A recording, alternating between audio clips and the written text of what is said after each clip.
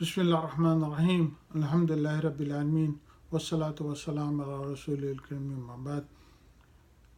Continuing on with our series of premarital course, today what we are going to talk about is a very profound the hadith of Rasulullah sallallahu alaihi wasallam that says marriage is half of your deen. I'm sure all of you must have heard about it.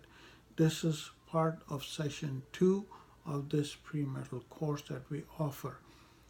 Just to give you an insight, my name is Khalid Iqbal, and I'm the founder and director of Rahmaa Institute, and we all do offer premarital course, very comprehensive premarital course to young people who would like to have it.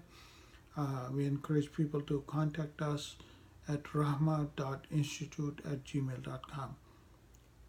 So,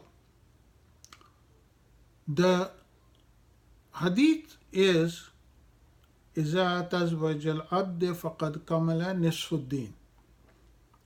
If a person marries, it is just as if they have completed half of their religion. And the second part of it is, so let them be mindful of Allah regarding the other half only. When the companions of the Prophet Muhammad ﷺ heard about it, they all gathered around Rasulullah ﷺ asking him, Ya Rasulullah, this is such a profound thing. Tell us what you mean by that. Is that true? Because getting married is a fun thing for many of the young people. They all want to get married. So if this is what it is, that just by getting married, you are completing half of your deen, subhanAllah, you have made it, isn't it? So Rasulullah ﷺ actually gave an explanation, which I'm sure once you hear it, it'll change your perspective about marriage tremendously. I hope that it will, inshallah. And this is not only for young people who want to get married, but this is also for the married people who are already married. When he was asked about it, he said, what is deen? Let's define deen. And then he responded, deen is deen nasiha. We all know and we all understand nasiha is a word in Arabic and also in many other languages like Urdu, which means advice, good advice, nasiha. You advise somebody good, and it said that's nasiha. You know, you bring somebody and you tell them something nice, and it's nasiha.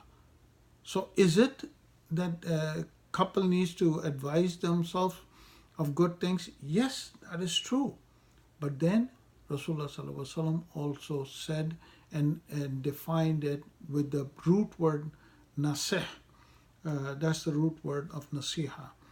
And he said that means perfecting something, purifying something, taking something to its full potential, sincere concern of Allah's creation, caring for something, trying to remove the imperfection in something.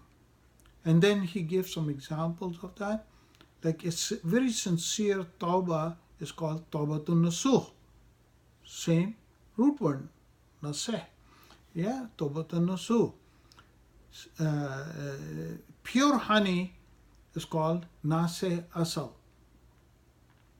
When you put a leather and which is sewed together, and in that time, at the time of Rasulullah ﷺ, the Arabs used to use the leather and put them into the saddle or mishk or many things. They used to use it, and when they just sew it, it's called naseh jild.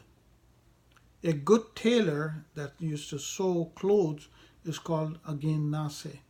So you understand, it is such a profound hadith that when you come together as a couple of husband and wife, it means that you are trying to perfect your union of coming together.